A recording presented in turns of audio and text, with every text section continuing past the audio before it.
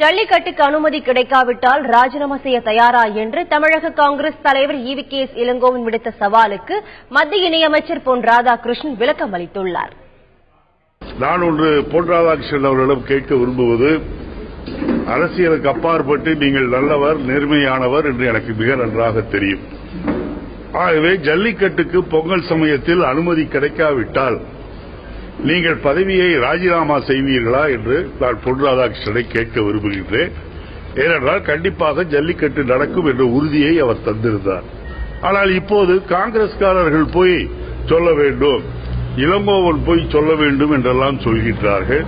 ஆனால் இன்றைக்கு நீதிமன்றத்திலே இது சம்பந்தமான வழக்கு வரும்போது மத்திய அரசாங்கத்தினுடைய வழக்கறிஞர் ஜல்லிக்கட்டு நடத்தக்கூடாது என்பதற்காக வாதிட்டிருக்கின்றார். இது எந்த விதத்தில் நியாயம் என்று எனக்கு தெரியவில்லை.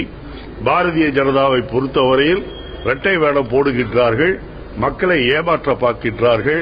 ஆகவே ஜல்லிக்கட்டு நடத்த முடியவில்லை என்று சொன்னால் பொன் ராதாகிருஷ்ணன் தான் ஒரு நாணயமானவன், நேர்மையானவன் என்பதை நிரூபிக்கின்ற வகையில் என்னுடைய அருமை நண்பர் ராஜினாமா செய்ய வேண்டும்.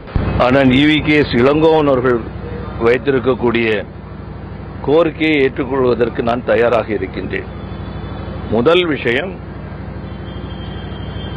ஜல்லிக்கட்டு நிறுத்தப்படுவதற்கு அடிப்படை காரணம் காளையை அது இருந்த நிலையிலிருந்து மாற்றி காட்சி பொருளாக மாற்றிய குற்றம் காங்கிரஸ் கட்சியை சேர்ந்தவர்கள் செய்த குற்றம்.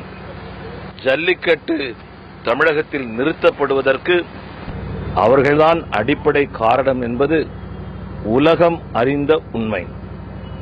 தாங்கள் செய்த தவறுக்கு பகிரங்கமாக இந்த தமிழ் சமுதாயத்திடம் காங்கிரஸ் கட்சியினுடைய அகில இந்திய தலைவர் மரியாதைக்குரிய சோனியா அம்மா அவர்களும் காங்கிரஸ் கட்சியினுடைய தலைவர் ராகுல் காந்தி அவர்களும் பகிரங்க மன்னிப்பு கேட்க அவர்கள் தயாராக இருந்தார்கள் என்று சொன்னால், என்னுடைய தமிழ் சமுதாயம், என்னுடைய ஜல்லிக்கட்டு வீரர்கள், ஆர்வலர்கள் நான் பொய்யான வார்த்தையை கூறினேன் என்று அவர்கள் நம்புவார்கள் என்று சொன்னால் ராஜினாமா செய்வதற்கு நான் தயாராக இருக்கின்றேன்.